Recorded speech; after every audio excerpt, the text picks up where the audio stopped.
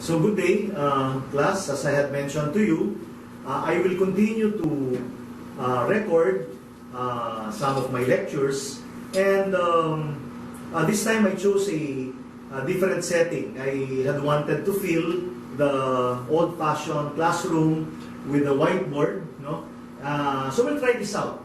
And then, of course, this I will, with the help of my friend here, I will have this edited so that some of the provisions that may need to be flashed on the screen will actually be interspersed with this particular lecture. No?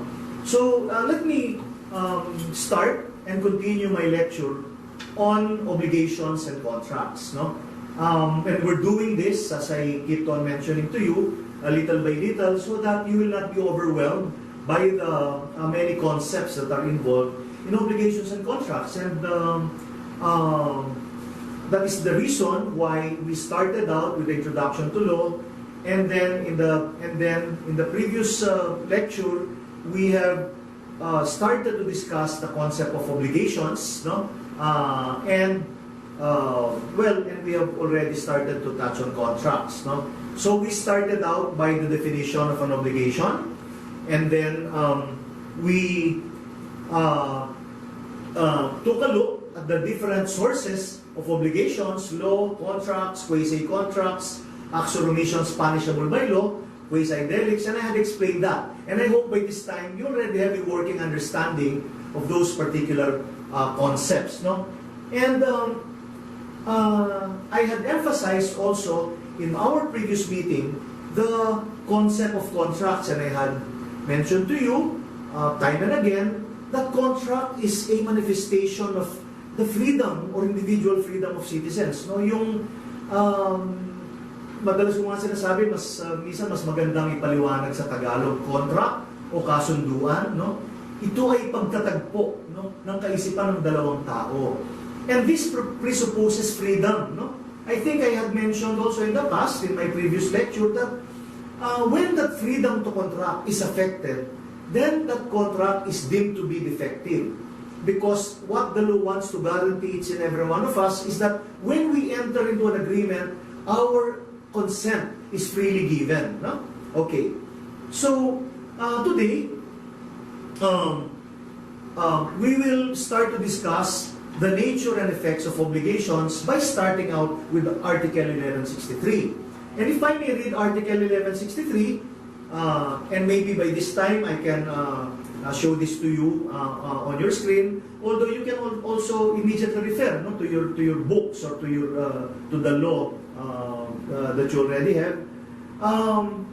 Article 1163 says every person obliged to give something is also obliged to take care of it with the proper diligence of a good father of a family, unless the law or the stipulation of the parties require a different standard of care. No? Okay. What I would like to emphasize today is that in the performance of an obligation, there are certain, I would say, mini obligations, no, that have to be observed. No? And what am I trying to say here? Okay, let me give you an example of a particular situation where a person or the obligor in the performance of his obligation has certain things to observe. No? Halimbawa, hindi naman yung halimbawa magde-deliver ka ng kotse. No? Ang usapan ninyo, you're obliged to deliver a car. But since, that car is so precious to you, kaya lang napilitan kang ibenta mo kasi kailangan mo ng pera, so masama ang loob mo. Anong ginawa mo? Sa buwisit mo, no? Bago mo i-deliver dun sa obligee or sa creditor, pinagsisipahan mo muna, no? Pinagtatadyakan mo muna, tinanggal mo muna yung stereo, etc. No? That is the essence of the phrase, with the diligence of a good father of a family. Diba? So every time, no, an obligor is supposed to perform an obligation, no, the first thing that he has to do, no, okay, so umpisahan na natin, ano ba yung mga mini obligations that have to be observed by the obligor, no? And the very first obligation that has to be observed is what we call ordinary care, no? Okay. Medyo malabo na ito, no? Okay. So, ordinary care. Okay, ordinary care. Okay, what is that ordinary care? Ordinary care is the kind of care that a person will observe in taking care of his own property. No? Kaya nga parati ko sinasabi, ang batas ay naaayon sa ating pang-araw-araw na karanasan. Ano ba yung gagawin mo sa iyong sariling ari-arian? Di ba, aalagaan mo ito? Di ba, you will try your best, no, to preserve it, no? And that is what the law requires of an obligor, no?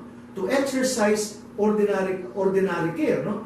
And ordinary care is defined in a grand manner by the book. In what manner?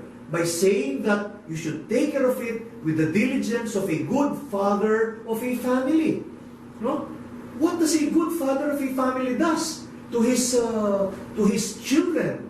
No, to the affairs of his home. No father will be responsible enough to just to let his children go astray. No? So tingnan niyo kung gaano kaganda yung paglalarawan ng batas, no? Na kailangan pag-observe ng ordinary care. So, that is the first thing that has to be observed by the obligor. In the performance, no, of an obligation to give something.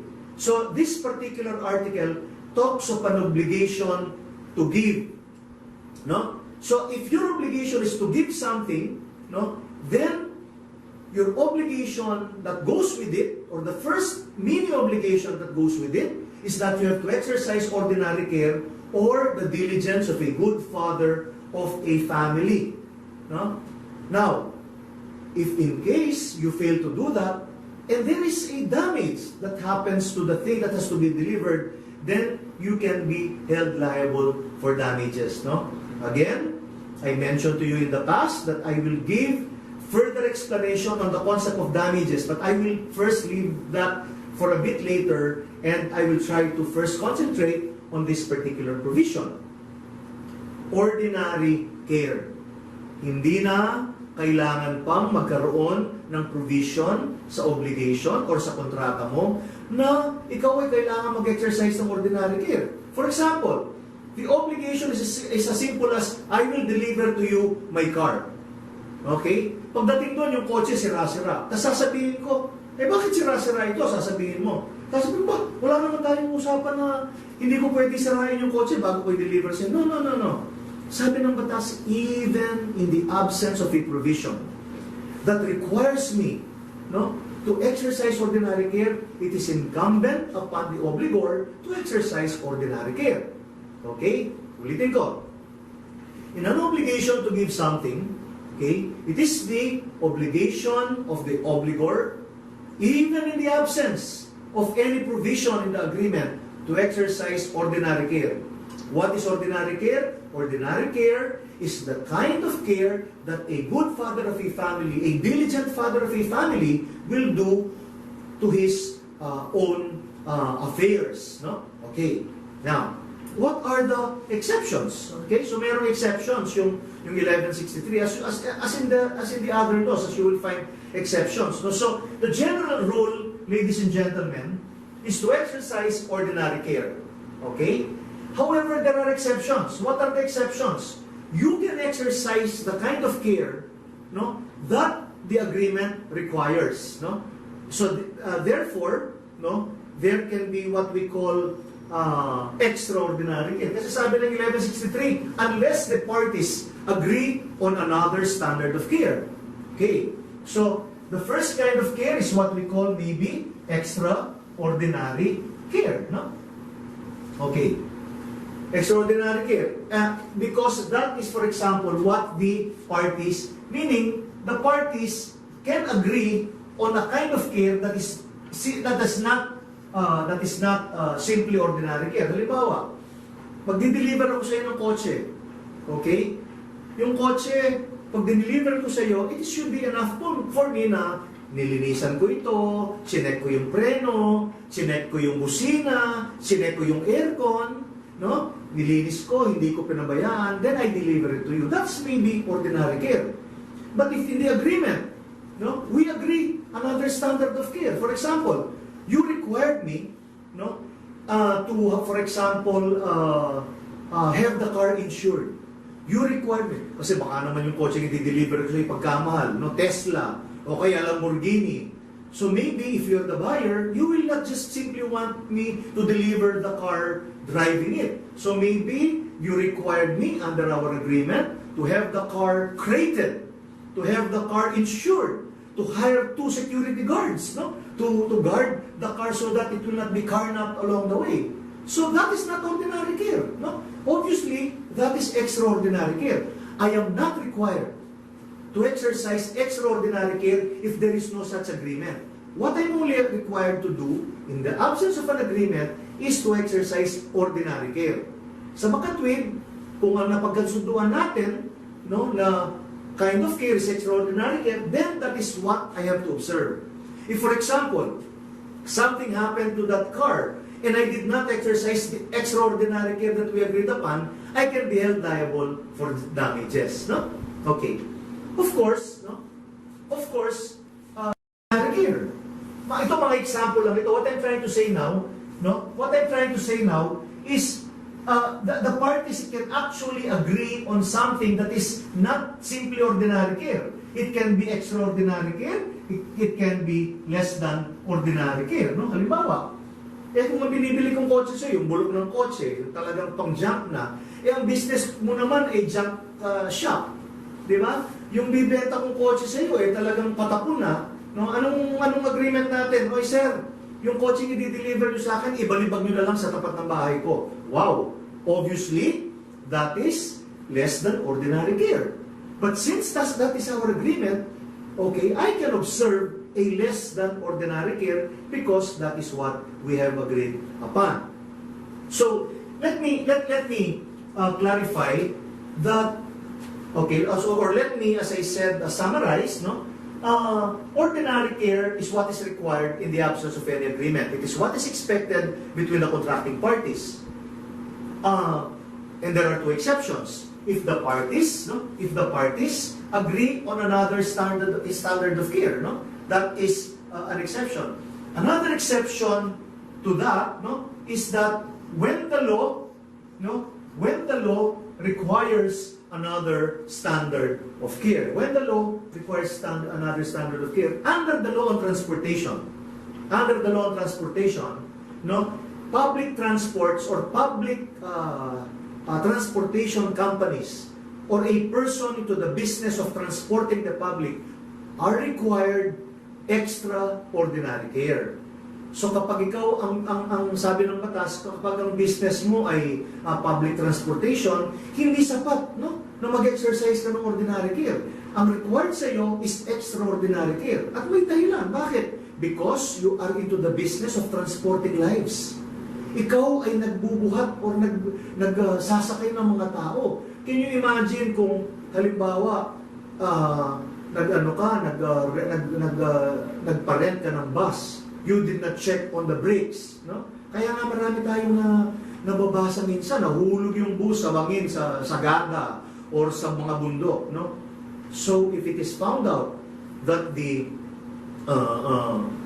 transporter or the person who was obliged, no, to transport passengers is negligent and has not exercised extraordinary care, then he can be held liable for damages, no? Okay. So, nakita na natin, no? Uulitin ko lang. Ang pinag-uusapan natin, no, ay it is not enough for a debtor or for an obligor to give or to deliver the subject matter of the obligation. No? Sabi natin, in an obligation to give, there are many obligations. There are certain things that have to be observed in the performance of these obligations. At nauna na nga yung tinatawag natin ordinary care. Now, sunod-sunod na yung mga articles, no, na nagsasabi kung alin pa o kung ano pa yung mga bagay na kailangan natin tukdin o kailangan natin i-observe in the performance of an obligation to give, no? And of course, the second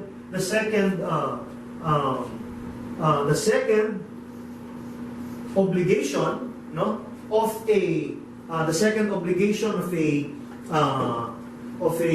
obligor is to deliver the fruits, no? Okay. Deliver the fruits. Okay. Sa batas, o sa obligations and contracts, merong ibang concept o merong malawak na konsepto ang tinatawag nating fruits. Hindi lamang ito, no, hindi lamang ito ang ordinary concept natin ng prutas, no? Sa batas, no, merong mga konsepto ng fruits that I will now proceed to explain to you. Okay. Yung fruits. I will give you another concrete example. I am supposed to deliver to you isang inahin ng baboy. Yan, no? Ano ba yung inahin, no? So, yung inahin ng baboy, no, we agreed that I will deliver it to you, for example, on today, halimbawa July 10 or July 15, no, or July 20, i-deliver ko sa iyo. Sinakay ko ngayon ng jeep itong inahin ng baboy, no? Itong inahin ng baboy. Habang nasa jeep, ano nangyari? Habang nasa jeep yung baboy nanganak ng 12 biik. Okay. Diba? Alam niyo ba yung joke na bakit yung baboy nakayuko sa lupa? Alam mo yun, di ba? Okay. Kasi yung baboy daw, kaya nakayuko sa lupa, kasi daw, nahihiya siya. Kasi baboy siya. Yung mga biik naman, no, bakit din nahihiya? Bakit din nakayuko? Nahihiya kasi ang nanay nila baboy. Yan. So bakit naman daw yung sisiw, nakayuko din? Nahihiya rin. Bakit? Kasi yung tatay daw niya, walang itlog. Yan, okay. So, yung kakornihan ko, kailangan may singit ko para hindi kayo masyadong mainip, no? Anyway, fruits. We were talking about the fruits, no? So, yun ang example natin. So, sinakay mo ng jeep, itong baboy, nanganak. Alam mo ba kung magkano ngayon ang isang biik? Palagay ko, pinakamura yung 3,000 piso. Ang isang biik, ang isang baby piglet, no? Okay. Tanong, nanganak ng 10 biik yung baboy na i-deliver ko sa iyo, no? Sino ang may-ari? Yung ng mga biik? Ako ba? Dahil ang obligasyon ko sa iyo, ang i-deliver ko lang yung inahing baboy? Well, yun ang sinasabi ng Article 1164. The creditor has a right to the fruits of the thing from the time the obligation to deliver it arises. No? From the time the obligation to deliver it arises. Sa makatwid, if my obligation to deliver to you, no, this pig, this inahin, is on July 10, and it is on July 10 that itong mga piglets na ito ay pinanganak, then I am obliged also to deliver to you the fruits, no? The fruits of the swine, di ba? Pero kung halimbawa, matagal pa, isang buwan pa, nanganak na yung baboy, then sa akin pa yung piglet. So it is only at the date of the performance of the obligation that the fruits should be delivered to the obligee. Ngayon, ang gusto ko lang linawin, no? Pag sinabi nating fruits, okay, sa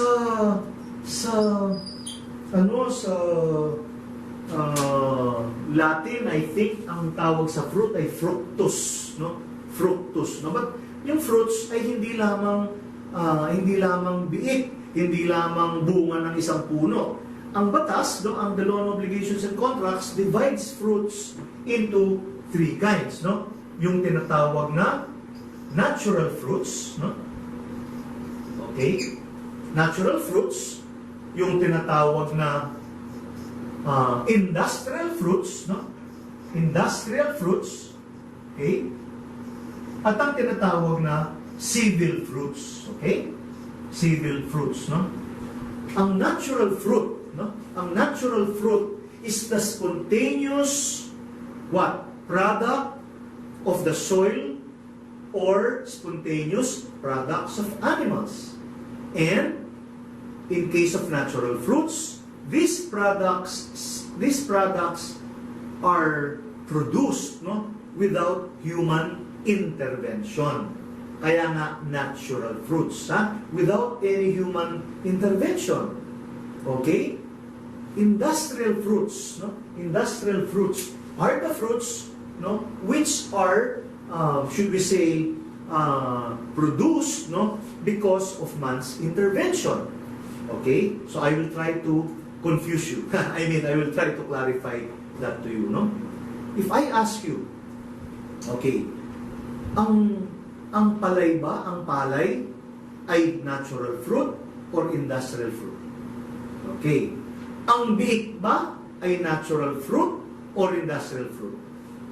I can hear some of you telling yourself, ang biik ay natural fruit. Bakit? Of course, pag pinanganak ang biik, pag na-conceive ang biik, syempre, ang alam natin, walang human intervention. No?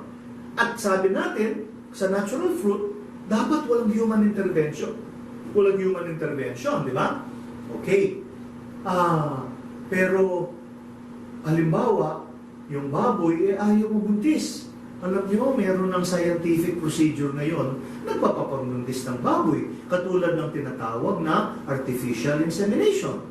Now, yung baboy ay nag-undergo ng tinatawag na artificial insemination, and this was done by a veterinarian. Di ba? By a veterinarian or veterinarian, yun ay tinatawag nating industrial fruit. Kasi meron ng human intervention, no?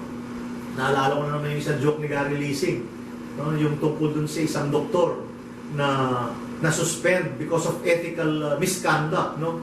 Bakit? Kasi yung doktor daw na yun nagkaroon ng affair sa kanyang pasyente, no? Kaya lang yung doktor na yun veterinarian, no? Yan. Yun ang joke ni Gary Leasing. Sumalangit nawa. I hope you don't mind me injecting those jokes every now and then to add a little life to this lecture, no, so to speak. Okay. No. Okay, so yun ang pangalawang uri ng fruit, yung tinatawag na industrial fruit. Ano naman yung tinutukoy natin na civil fruit? Civil fruits are the fruits or the result of a juridical relation between two persons. No? For example, umutang ka sa akin ng 10,000 pesos. No? Meron tayong usapan na babayaran mo yung 10,000 pesos ng interest. Yung interest doon ay tinatawag nating civil fruit. Sa makatwid, yung interest mo sa bangko, halimbawa, investments, gano'n, no? These are civil fruits because they arise from a contract of loan, for example. Sa makatwid, yung fruit o yung bagay na nagiging bunga ng ating relasyon na kontraktual o ng ating kasunduan, ang tawag doon ay civil fruits, no? Okay.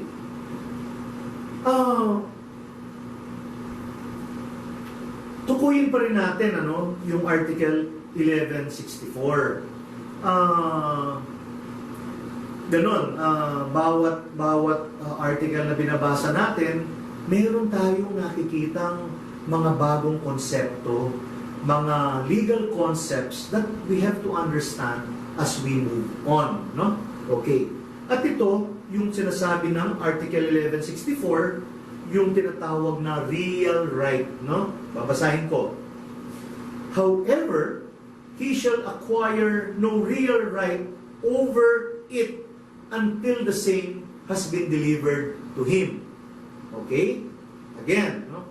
Medyo mapapahaba ang explanation natin, pero kailangan, bago ko ituloy ang aking paliwanag tungkol dito sa mga mini obligations na ito, ipaliwanag ko rin muna, I have to explain yung konsepto ng real right at ng personal right. Bakit? Binabanggit kasi yun ng Article 1164 At mahalaga yun, no, sa ating full understanding sa full understanding sa law on obligations and contracts. Okay? Sabi ng second sentence ng Article 1164, however, he shall acquire no real right over it until the same has been delivered to him. So there are two concepts, class, that I want to further explain, the concept of delivery and the concept of real right. No? Pag sinabi nating real right, no? So ito class, ito yung mga pagkakataon na yung mga ordinary words as we know them ay mayroong kakaibang legal concept or legal meaning or legal connotation sa batas. No? Ang real right, no, is a right, and I am now talking of the concept of a real right in the law on obligations and contracts. A real right is a right against the whole world. No? Class, magtataka ka. The law uses terms that are not even legalistic. No? Kaya sabi niya, ang karapatang real, no? Or siguro, for want of a better term, ang karapatang totoo. Yan, no? Ay ang karapatan ng isang tao laban sa buong mundo against the whole world. No? It's a figure of speech. But you know, you'll be surprised that is what the law uses. It's a right against the whole world. Now, again, tsagaan niyo ako rito. I will explain this to you little by little. No? Real right. Right against the whole world. No? Right against another person. Sabi niya, if a thing has not yet been delivered in an obligation to do, no? So itong baso, no? Inom muna ako ng kape. Itong baso is supposed to be delivered to me by Juan. Okay? Now, if Juan does not deliver yet to me this glass or this thermoglass, no, as maybe you call it, I do not yet have a real right over this glass. Ano ibig sabihin? Si Juan, nangako sa akin na i-deliver niya sa akin itong baso. Pero physically, class, wala pa sa akin yung baso. Kapag si Juan, if for any reason, hindi niya dineliver sa akin yung baso, I have a personal right against him. So Juan, I have a right to sue him. I have a right to demand from him the delivery of this glass. It's a personal right because I cannot impose it on the person of another person like Romel or like Johnny. Di ba? Kasi it has not yet been physically delivered to me. So I do not yet have a real right. Okay? Now, so my right, kaya nga minsan class, it's important that yung mga terms minsan, yung meaning, nando na sa mismong terminology. Di ba? Personal right, kasi I only have a right against the person of the obligor or of one who is supposed to deliver to me this glass. Okay? But, no? When this is delivered to me already, anybody who wants to lay claim against this glass, kung gusto itong i-claim ni Romel, kung gusto itong i-claim ni Johnny, gusto itong i-claim ni Bernie, no? I have a right against anyone who wants to lay claim of this glass because when the glass has already been delivered to me, my right has ripened from a simple personal right to a real right. And real right is a right against anyone who may not have the same interest as I do. It's a right against the whole world, no? It's a right against the whole world. No? Parang kanta ni, sino ba yun? You and me against the world. Yan, no? Kanta ni Paul Williams, no? Okay. Yun ang concept ng personal right at saka real right. Nagkakaroon lang ako ng real right, I can actually lay claim on this against anyone who wants to claim this glass once there is delivery. Okay. Ang susunod na gusto kong ipaliwanag muna, bago natin ipagpatuloy yung ating discussion about these mini obligations, is yung konsepto ng delivery. Mahalaga, sabi ng Article 1164, na magkaroon muna ng delivery bago ka magkaroon bilang obligor o bilang obligee o bilang creditor ng tinatawag na real right. Para maging buo, no? Para maging sapat, no? Yung iyong karapatan dito sa bagay nito, kailangan munang mayroong delivery. Okay, now, let me explain to you in legal terms the concept of delivery. Okay? Okay. Medyo malabo na ito. Okay, palitan natin.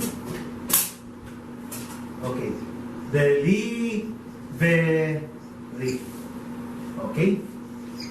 Delivery. Okay? Sabi ng batas, kailangan magkaroon ng delivery. Anong naiisip mo pag pinag-uusapan natin yung delivery? Lazada. No? Baka nga naiisip mo yung pagpapanganak ng isang tao, delivery. Di ba? Okay. Sa batas, no? Tama yun. Yung mga sinasabi nating physical delivery, it's a kind of delivery. Kaya lang, ito, naiintindihan natin yung delivery. Yung physical mong hahawakan, i-deliver ko sa'yo. Delivery ma'am, from Lazada. Delivery ma'am, from McDonald's. Delivery ma'am, from Starbucks. Yun ang physical delivery. Eh kung binibili mo isang house and lot, ay lang ano mo, paano ko bubuhatin? Kung except mo ikaw siguro si Atlas, no?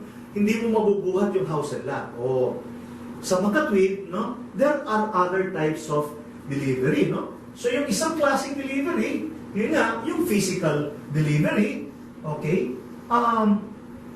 Physical delivery, plus let me just again tell you that the Latin term for delivery is traditio. Okay? Or tradition. Kaya nga sinasabi ko, minsan may mga legal terms na hindi naaayon sa ating pang-araw-araw na pagkakaunawa dito sa salitang ito. Katulad ng salitang tradisyon or tradition. Okay, while tradition, as we may know it, are the old practices that we carry from one generation to another, sa batas, ang tradition or tradisyo means delivery. Okay? Siguro, okay, gamitin natin yung unang concept ng tradition or ang unang uri ng delivery ay ang tinatawag na tradisyo ordinaryo.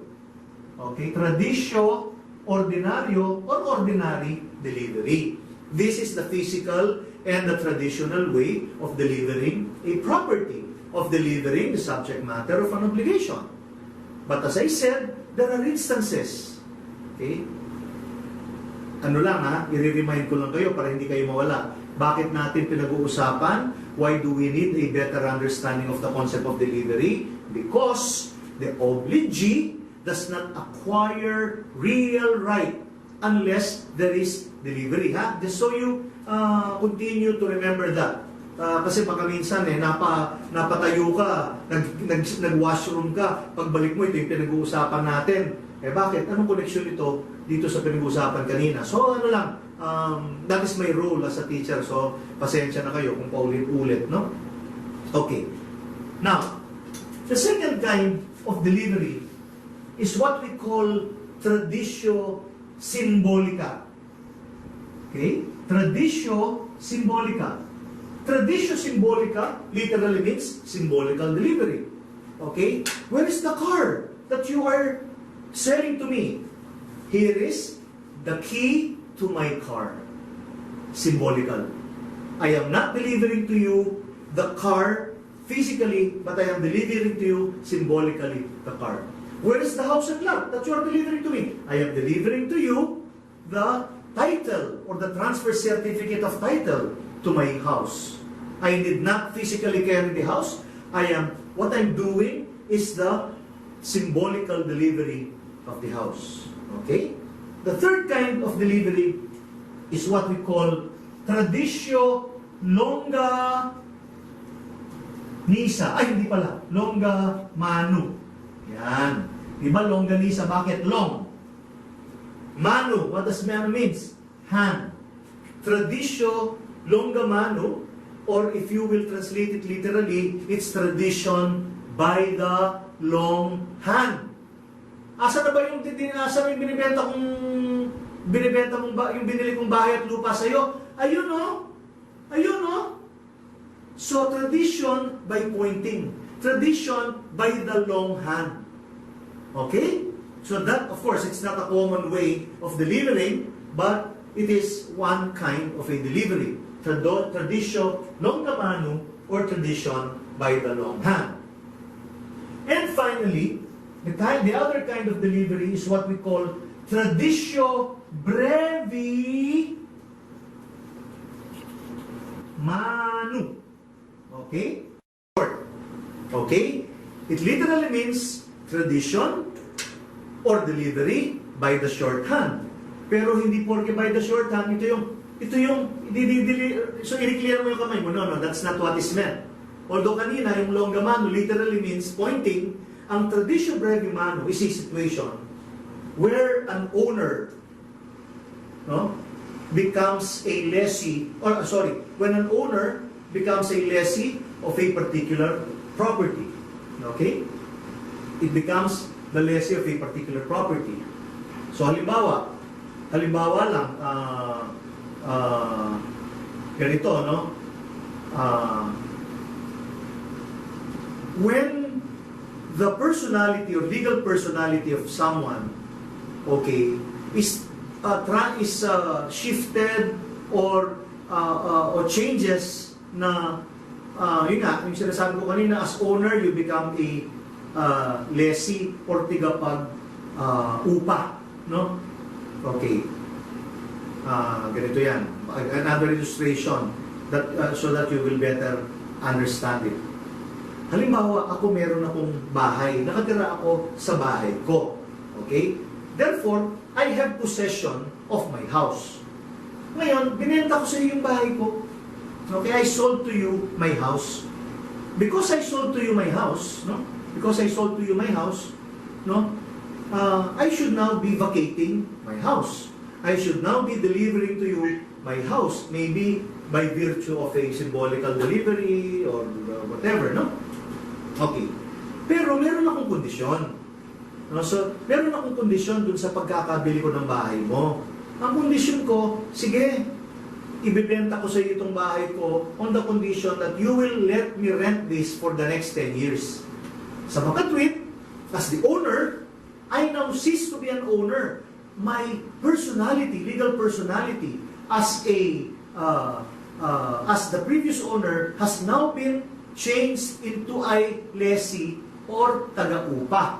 Ikaw ngayon ang lessor. Okay, ngayon, kung ako ay isang lessee na, no? Kung ako yung upa na, hindi ko na kailangan pang buhatin yung mga gamit ko. Ilabas kong isa-isa yung mga gamit ko. I-clear ko yung bahay. Tapos mag-enter ako into a contract sa'yo ng contract of lease. Pagkapirma ng kate ng contract of lease, ibabalik ko na namang isa-isa yung furnitures ko. Sabi ng batas, the mere fact, no, that I still am entitled to the possession of the property, and because my legal personality has now changed from that of an owner to a lessee, there is automatically delivery. Kaya nga, pwede rin natin sabihin delivery by shortcut. Yan.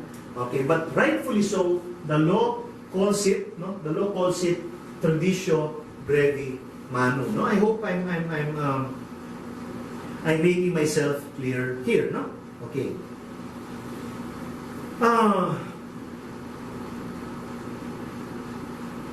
1165, no? Okay. So nakita na natin, no? So nakita natin sa 1164, ang daming konsepto, no? Nang napag-aralan natin isang napakaikling article lang. So meron namang mga article class na sasabi ko, skip na lang yan kasi minsan sobrang haba, hindi they are only meant to emphasize the concepts that have already been introduced to you in the previous article. So medyo magiging selective tayo to a certain extent, no? Okay. Under Article 1165, no? It says, and I will now give you an opportunity to read it. Under Article 1165, it provides, when what is to be delivered is, say, the terminate thing. Okay? Class, I am again introducing you to another concept in the loan obligations and contracts. No? So yung palang mga bagay, alam mo yung mga pag-aari, yung mga ari-arian, maraming classification.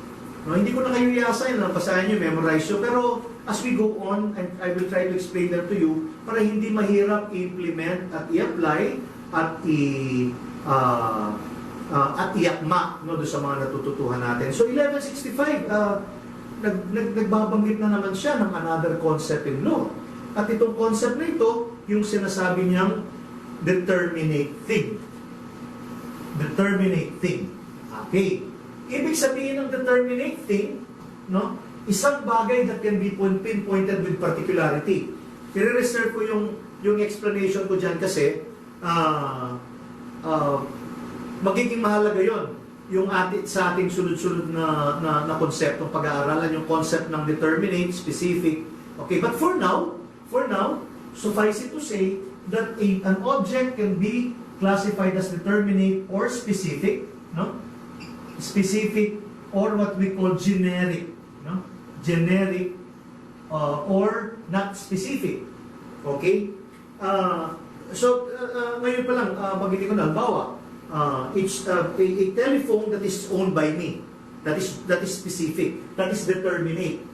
Now, while there are many telephones, if I pinpointed this telephone as the phone owned by Mejia, okay, maybe this is the only phone owned by Mejia, then that becomes specific. Generic is any phone. Please deliver to me any phone. So that phone is generic, no? So sabi lang niya, when what is to be delivered is a determinate thing, the creditor, in addition to the right granted him under Article 1170, may compel the debtor to make the delivery. Okay? We will leave that first at that, so that when we discuss 1170 onwards, mas maiintindihan natin yung konsepto. No? So, wag para hindi kayo malito. Okay? Now, ito pa, second paragraph, under Article 1165, if the thing is indeterminate or generic, he may ask that the obligation be complied with at the expense of the debtor. Okay?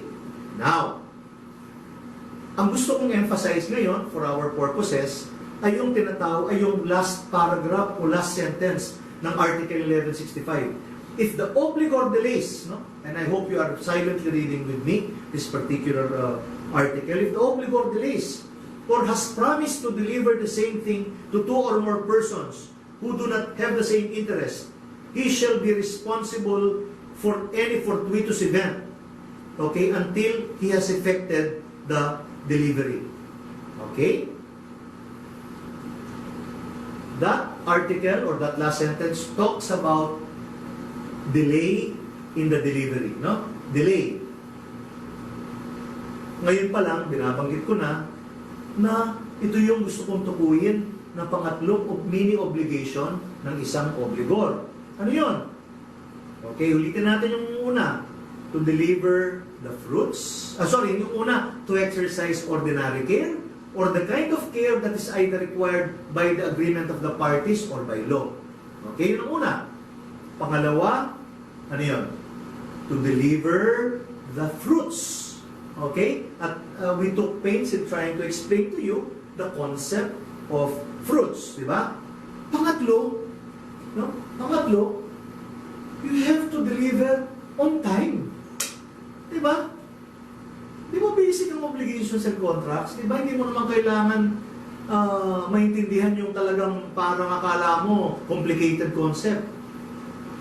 Halaw sa ating pang-araw-araw na buhay ang mga sinasabi ng batas ng obligations and contracts. Diba? Diba nabubuisit ka pag ang delivery ng Lazada dapat today, deliver bukas, no? You have to deliver on time. Okay? Okay.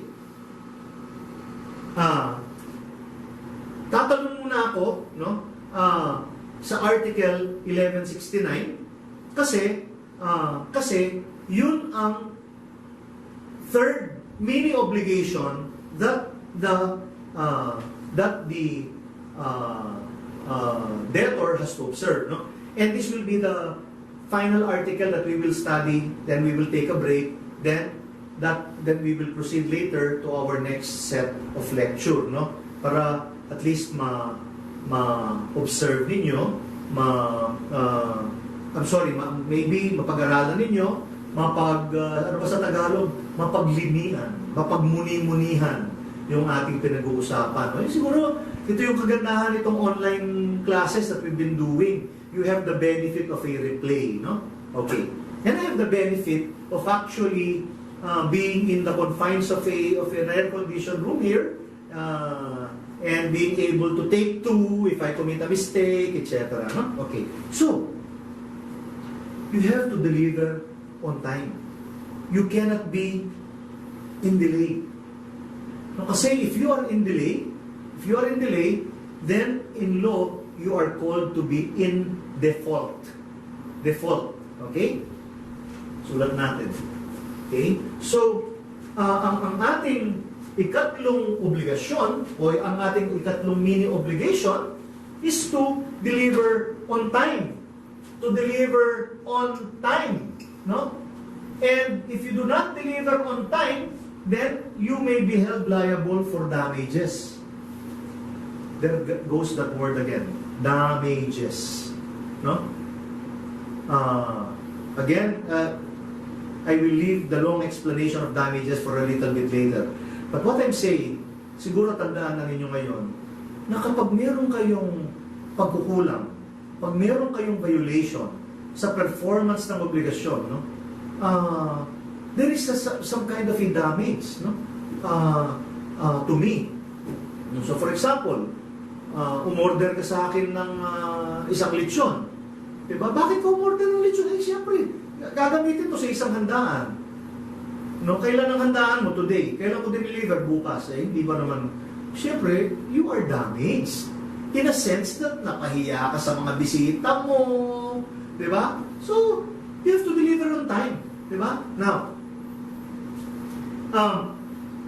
basahin ko lang ulit nung Article 1169. This is another very important article in our law on obligations and contracts. Those obliged to deliver something incur in delay from the time the obligee, no, judicially or extrajudicially demands from them the fulfillment of their obligation. Okay? Again, this needs a further explanation. The obligor has to deliver on time. Okay? Now, if you do not deliver on time, you can be in default, no? Or you can be in delay. Okay? Now, but you see, when a person fails to deliver on time, he is not automatically in default. It is only when the obligor, please remember, ulitin ko, if you do not deliver on time, you are not automatically in legal default that will entitle the obligee for damages. Okay? Kailangan you should be in legal default or legal delay. No? Sa makatwid, kapag ako ay obliged to deliver to you a car, o kaya kapag ako ay required to pay you a certain sum of money at a particular time. Okay? July 10. July 20, hindi pa ako nagbabayad. Ako ay delay or delayed. Okay? Pero sabi ng batas, teka, hindi porke hindi kita binayaran agad o hindi porke hindi pa ako nagbabayad, ako ay already in legal delay. No? So, ibig sabihin, mayroong ordinary delay. So, pag ordinary delay ka lang, the obligee or the creditor is not entitled yet to damages. Okay? Kailangan, you should be able to put me, the obligor, into legal delay or into legal default. How is that? Okay? Basahin natin. Sabi niya, those obliged to deliver to do something or to do something incur in delay from the time the obligee judicially or extrajudicially demands. No? Demands from them the fulfillment of their obligation. Sabi ng batas, sige, okay, in default ako, pero ordinary default lang yun. Kailangan gumawa ka muna ng demand. At kapag gumawa ka ng demand at hindi pa ako nag-comply sa obligation ko, doon lang ako nagiging in default. Tignan mo kung bakit parati kong sinasabi na nakabata yung batas sa pang-araw-araw na karanasan natin sa ordinaryong katangian natin bilang tao. Bakit? Makakalimutin tayo eh. Sa dami ng affairs natin, di ba? Lalo na, kung senior ka ng katulad ko, makakalimutin tayo, di ba? Okay. Sabi ng batas, ang pagkakamakalimutin ay isang human frailty, isang kahinaan ng isang tao. Kaya sabi ng batas, bago mo siya ilagay in legal default, kailangan meron munang demand. Okay? Kaya, narinig na ba ninyo yung demand letter? Attorney, isang buwan na po hindi nagbabayad sa akin ditong si tulungan niyo nga ako gumawa ng demand letter. Yan. So, tatanggap ka ng demand letter from the lawyer or even from the person himself. Bakit? Kasi sabi ng batas, pag-demand ka muna, bigyan mo naman ng pagkakataon yung obligee na sumunod sa kanyang obligasyon sa iyo by making a demand. No? In the absence of a demand, no? Hindi mo siya pwedeng agad gawin in default or liable. Malinaw ba yan? Okay. Kaya nga, no? Kung babasahin natin yung second sentence ng Article 1169, sabi niya, however, subalit, the demand by the creditor shall not be necessary in order that delay may exist. Sabi ng batas, bagamat ang batas ay binibigyan ng pagkakataon ang may utang o ang may obligasyon na mag-comply sa kanyang obligasyon sa pamamagitan ng demand ng obligee to put him in default. Sabi ng Article 1169, may mga pagkakataon na hindi mo na kailangan mag-demand to put him in default. Ha? So sabi niya, merong instances na hindi mo na kailangan mag-demand. Automatically in default na yung obligee. Isa-isayin natin. When the obligation or the law expressly so declares. Kapag ang mismong batas ang nagsasabi ng period, kapag ang mismong batas ang nagtatakda ng panahon upang tukdin mo ang iyong obligasyon, hindi na niya kailangan pang gumawa ng demand para ikaw ay maging in default. Pagbabayad ng buwis. No? Sabi ng batas, tuwing April 15, magbayad ka ng income tax. Pare, bayad ka na ba ng income tax? So, to continue, no? Hindi pa pare, di ba? Yun ang natin, pare. Bayad ka na ba ng income tax? Sabi ng batas, April 15, magbayad ka na ng income tax. Hindi ba, pare? Another day. Pare, April 16, April 17, pare, katapusan na ng April. Hindi ka ngayon, hindi ka pa nagbabayad ng tax. Baka, ma-penalize ka ng penalty or surcharge. Di, pare? Bakit mo naman nasabi yun? Kasi wala pang demand ng government eh. Ang government, sabi natin, kapag ang batas ang nagtatakda ng panahon ng pag-comply mo sa isang obligasyon, hindi na kailangan ng demand letter. Bakit? If you will require that to the government will not do anything except write demand letters because people will not pay because of that rule. That's why that is an exception to the rule. That if it is the law that specifies a date for the compliance and performance of an obligation, then there is no need for a demand to put you in default. No? Is that clear? Lahat ng questions to class, we will entertain them in our next synchronous meeting. No?